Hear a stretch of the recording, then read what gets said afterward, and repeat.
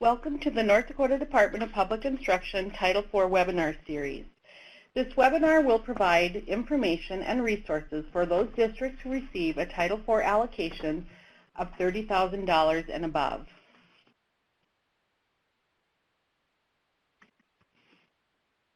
All districts must complete the consolidated application annually to access their federal title funding.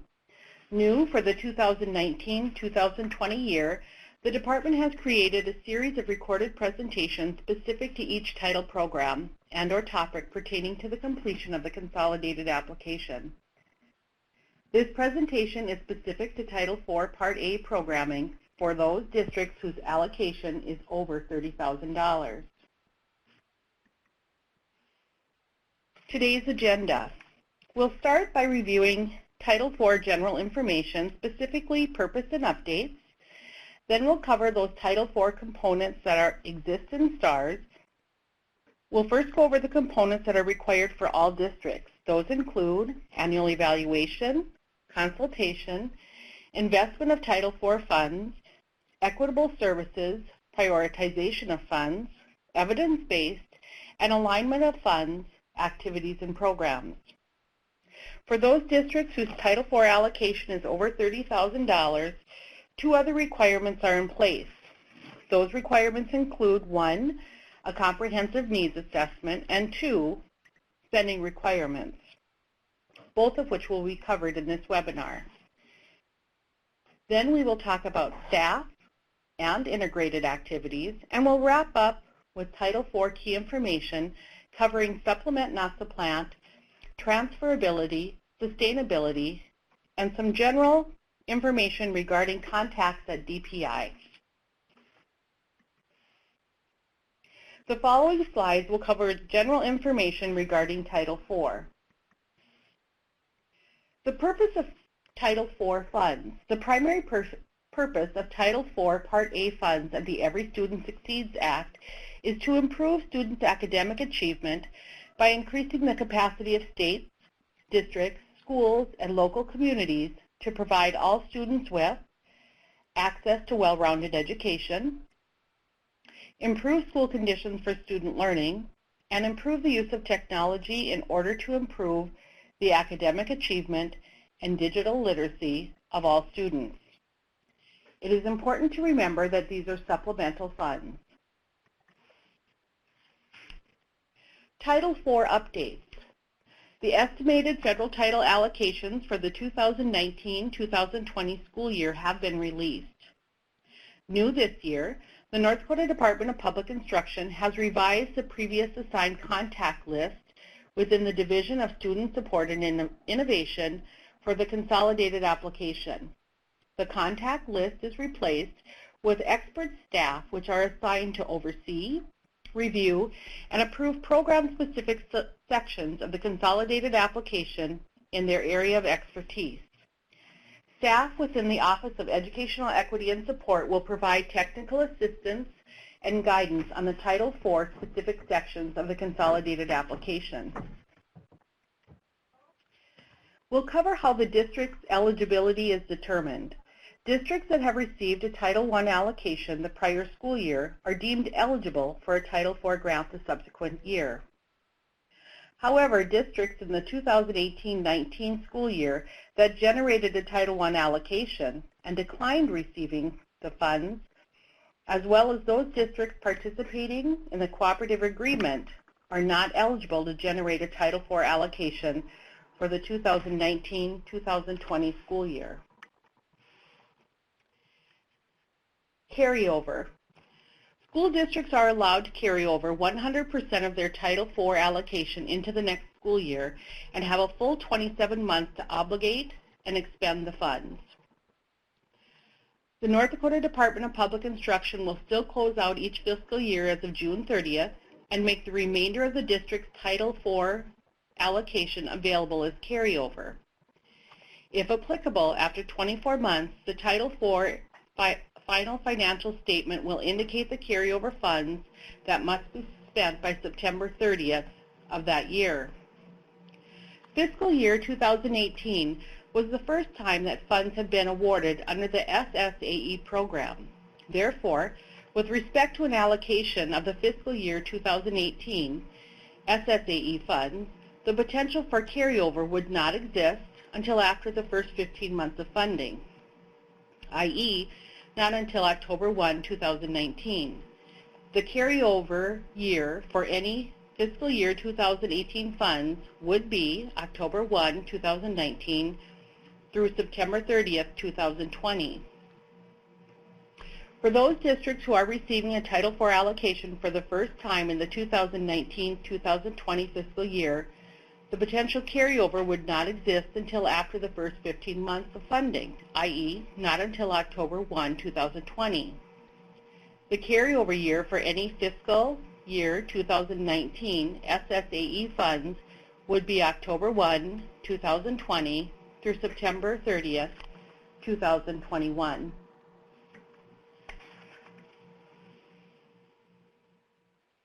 The Title IV section of the 2019-2020 consolidated application has been updated. The following slides will provide valuable information to guide you through the completion of the updated sections.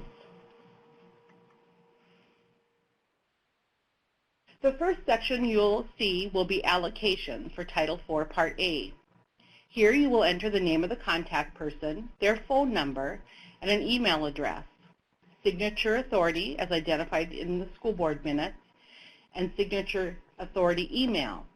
These email addresses are critical as all Title IV Part A correspondence and updates will be sent to those that are listed here.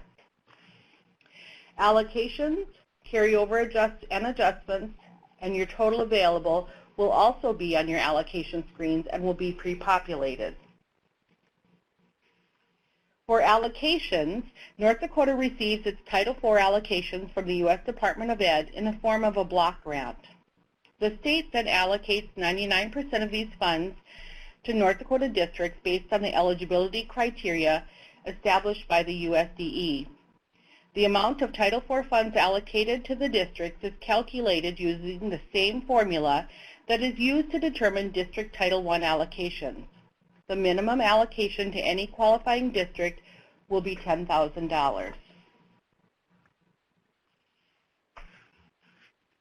Annual evaluation. According to the Elementary and Secondary Education Act, specifically Section 4106, all programs and activities must be periodically reviewed and monitored to evaluate the effectiveness of Title IV programs and activities. When adjustments are made, it is necessary to engage in meaningful consultation with all stakeholders. Consultation. Districts must consult with those stakeholders in the 3 priority areas throughout the program development and implementation process. Again, those 3 priority areas are access to well-rounded education, improve school conditions for student learning, and improve the use of technology in order to improve the academic achievement and digital literacy for all students. Stakeholders must include, but are not limited to, the following: parents, teachers, principals, students, school leaders, specialized instructional support personnel, Indian tribes and tribal organizations, legal government representatives, and others with relevant and demonstrated expertise, and also community-based organizations. For this section of the consolidated application, you will be asked to describe the methods used to consult with stakeholders in the review.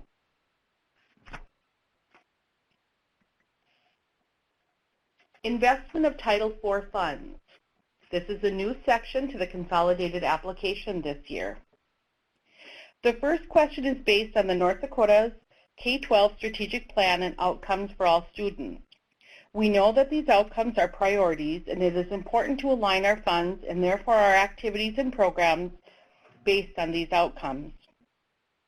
You will be asked to provide a narrative answering how is the investment of Title IV Part A funds address the following: increase students who enter kindergarten prepared to learn, increase students who demonstrate reading proficiency in 3rd grade, increase students who meet expected learning gains each year, increase students who engage in learning, increase students who graduate choice ready, reduces the disparity in achievement for students in poverty and for Native American students, and increase access to behavioral health services for students and provide professional development for staff.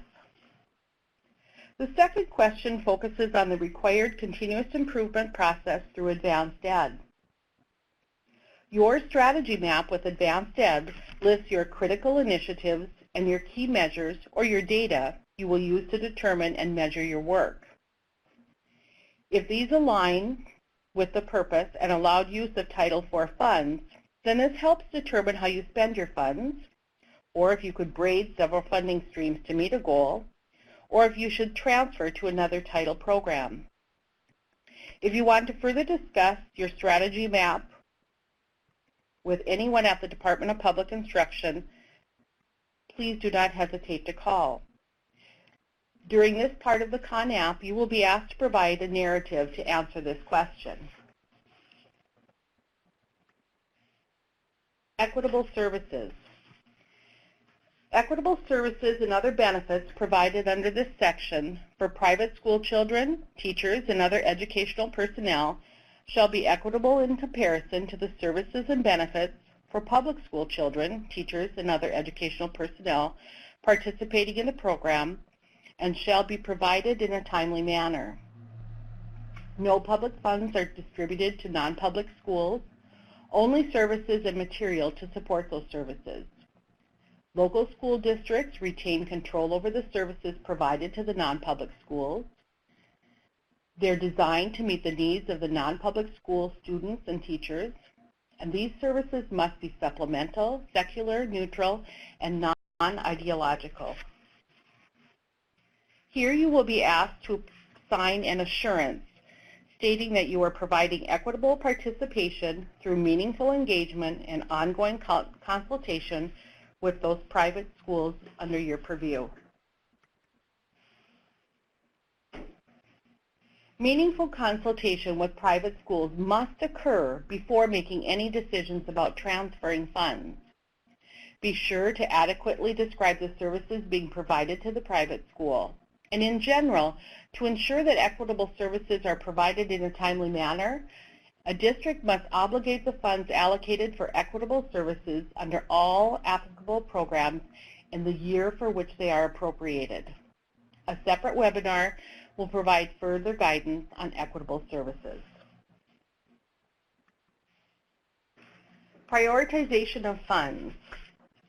Districts must prioritize the distribution of Title IV Part A funds to schools that have the greatest need, as determined by the district, have the highest percentages or numbers of low-income children, are identified for targeted support, are identified for comprehensive support, or are identified as a persistently dangerous school.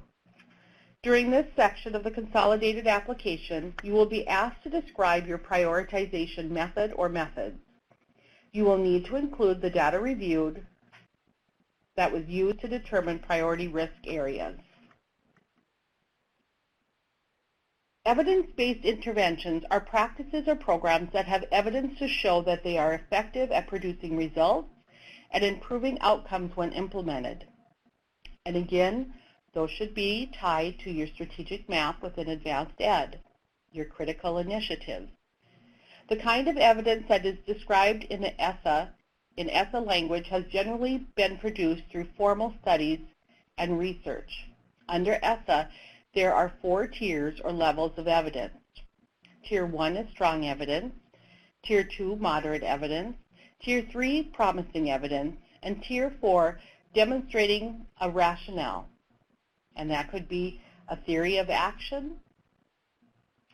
For more information for levels of evidence and the 4 tiers, you can follow the link provided. Alignment of funds and program activities. During this section, you will be asked to identify the intended goals and outcomes of Title IV Part A programs or activities.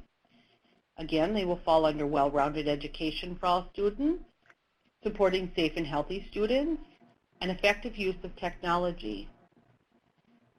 These can include any partnerships with institutions of higher education, businesses, nonprofit organizations, community-based organizations, or any public or private entity with a demonstrated record of success in implementing activities under this subpart.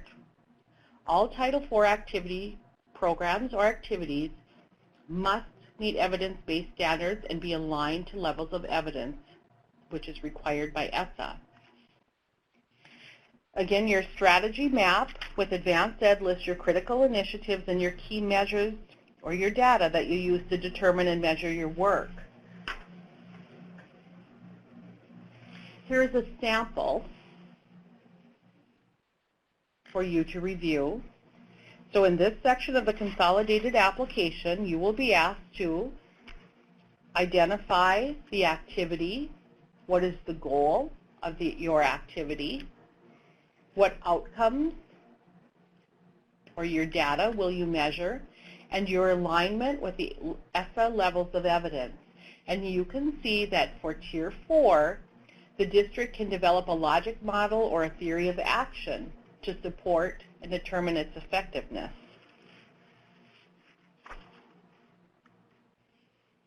Needs assessment. Your strategy map within Advanced Ed lists your critical initiatives and your key measures or your data that you use to determine and measure your work. The data reviewed during this process is part of your critical initiatives. When determining your needs assessment, the process really is designed to uncover strengths and challenges that will inform growth and improvement, aid in identifying and selecting evidence-based practices or programs, and make data-informed decisions about strategic priorities. An LEA must complete and/or update a comprehensive needs assessment at least once every 3 years. And with Advanced Ed and the continuous cycle of improvement, and you're looking at your data every year, this reviewing those 3 areas within Title IV should not be difficult for a school to meet. During this part of the CONAP, for each activity, you are asked to provide the following. You'll identify the Title IV area, and you could abbreviate these to safe, healthy, well-rounded, or technology. You'll be asked to identify the data sources reviewed, the same as within your Advanced Ed, and then key findings from your review. And they should be brief in nature. Here's a sample of what that might look like.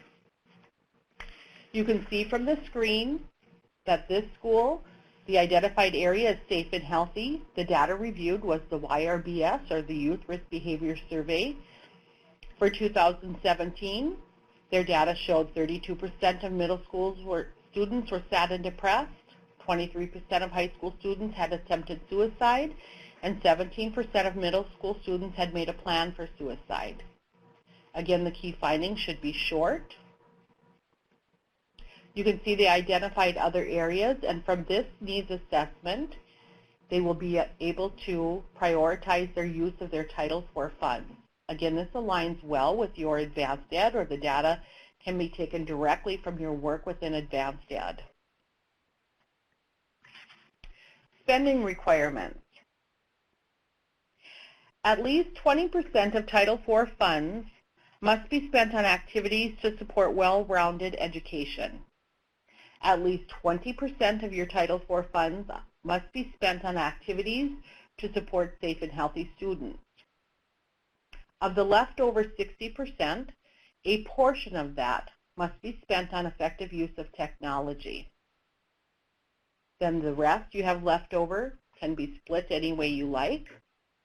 Out of the portion that is spent for technology, no more than 15% can be used on technology infrastructure.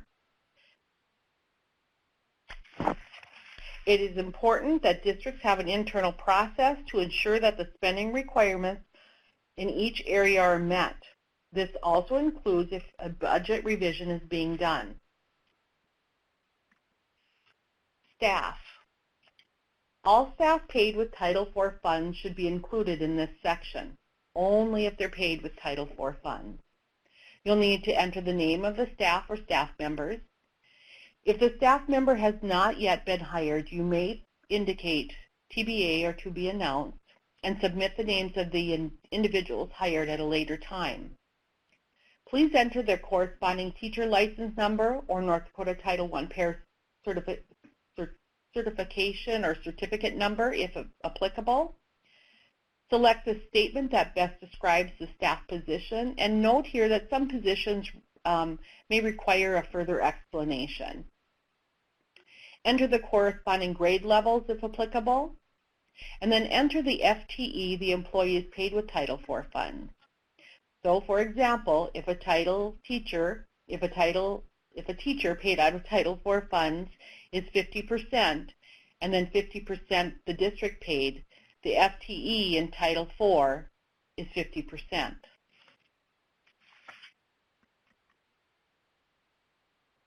The next few slides will cover our integrated activities. These have been updated this year within the consolidated app and aligned to the language in ESSA. Districts can determine as they read those and select from that menu of activities how they interpret that and how it is supported by the needs within their district. The next few slides will give you ideas. It's not an exhaustive list, but a range of practices and ideas to guide you. School-based mental health services. School counselors sometimes fall here. However, that is one of our most common supplant issues. School counseling is required by the North Dakota Century Code, so do that very carefully if you are selecting school counselor as an activity. Here, some of our schools may contract with outside entities to provide school-based mental health services, so they may have an MOU or a contract in place. You may find students need drug prevention alcohol activities that are evidence-based, integrating health and safety practices into school or athletic programs, bullying and harassment prevention, nutritional education and physical education activities that improve instructional practices for developing relationship building skills, prevention of teen and dating violence, stalking, domestic abuse and sexual violence and harassment, establishing and improving school dropout and prevention and reentry programs, training school personnel in effective practices relating to above. Again, with our youth mental health PD training that is required within state law, this may be another area where schools may be supplanting. If it's required in state law, we may not use these funds to provide that professional development. Relationship building skills, school dropout prevention, reentry programs, and transition services for justice-involved youth. School readiness and academic success, child sexual abuse and awareness prevention. Reducing the use of exclusionary discipline practices and promoting supportive school discipline. Suicide prevention, violence prevention, crisis management and conflict, preventing human trafficking, building school and community relationships, and culturally responsive teaching and professional development of implicit bias. Well-rounded integrated activities, any STEAM or STEM programs, arts, music, dance, media, arts, theater, and visual arts. Foreign language offerings, the opportunity to earn credits from institutions of higher learning, so our AP and dual credit. Reimbursing low-income students to cover the cost of accelerated learning exam fees. Environmental education, and programs and activities that promote volunteerism and community involvement. Again, this is not an exhaustive list, but a range of practices and ideas.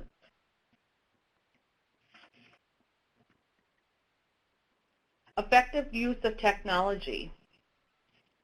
Building technological capacity and infrastructure, developing or using effective and innovative strategies for the delivery of specialized or rigorous academic courses through the use of technology, carrying out blended learning activities, and this must include ongoing professional development for teachers, providing professional development on the use of technology to enable teachers to increase student achievement in the STEAM area, providing students in rural, remote, and underserved area with the resources to take advantage of high-quality digital learning experiences, providing educators, school leaders, and administration with the professional learning tools, devices, content, and resources to personalize learning, discover, adapt, and share relevant high-quality educational resources, and use technology effectively in the classroom.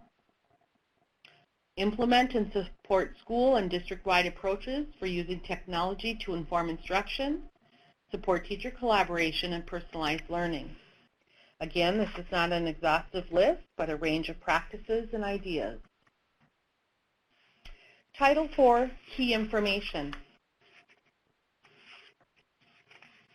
Supplement, not supplant. Federal funds shall be used to supplement, not supplant, non-federal funds that would otherwise be used for authorized activities. In general, federal funds must enhance, add to, and supplement services and programs that are offered with the state and local funds. Federal funds may not be used to replace any services and programs that were offered using state and local funds. When determining whether or not an expenditure would create a supplanting violation, the district should consider these questions. Is the program or activity that the district wants to fund required under state, local, or other federal law? If so, it is supplanting. Were state and local funds used in the past year to pay for the program or activity? If so, it is supplanting. In either case, if you're building upon something, if you're adding supplemental activities, that would be something to consider there. It may not be supplanting. Transferability.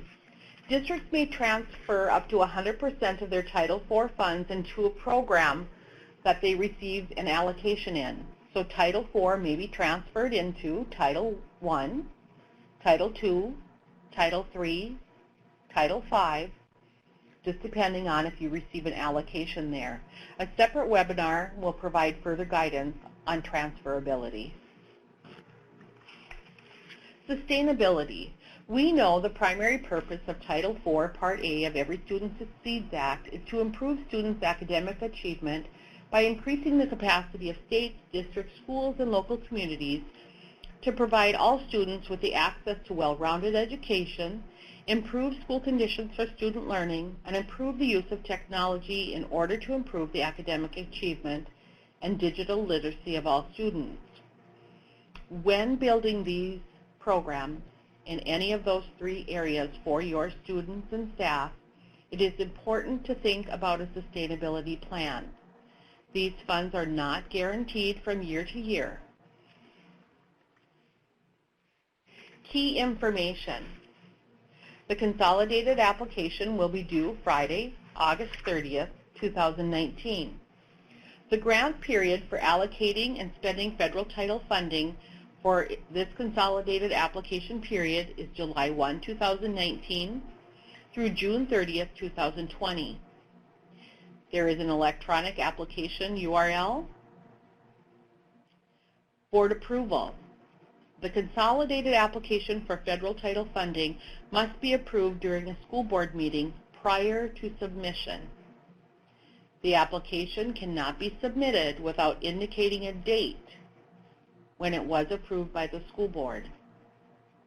Final allocations. Once final allocations are calculated, these allocations, including non-public equitable services, will be pre-populated in the consolidated application. Carryover. The final title carryover amounts will be pre-populated on an allocation section and can be found on the district's final financial report once it has been processed and approved. Passwords. New school administrators who need a password to access the district's consolidated application on STARS can contact one of the following staff within DPI. Doris Miller, 328-2395, or Jamie Kraus, 328-3235. The updated consolidated application guidance has been revised and it is posted on the DPI website. Review carefully as it includes a wealth of information, including explanations on each section of the consolidated application, object codes for coding expenditures, tracking of fund guidance, general fiscal policies, and information regarding budget revisions. This slide outlines the contact information within the Department of Public Instruction. I'm Robin Lang, Assistant Director in the Office of Educational Equity and Support, and I'm the Program Administrator for Title IV. Fiscal officers are Deb Pilo, Shauna Greff. Title I program contacts include Stephanie Chukro, Annie Linden, Lori Nord, and Beth Larson-Steckler. Please feel free to reach out to any of us with questions you may have. Thank you.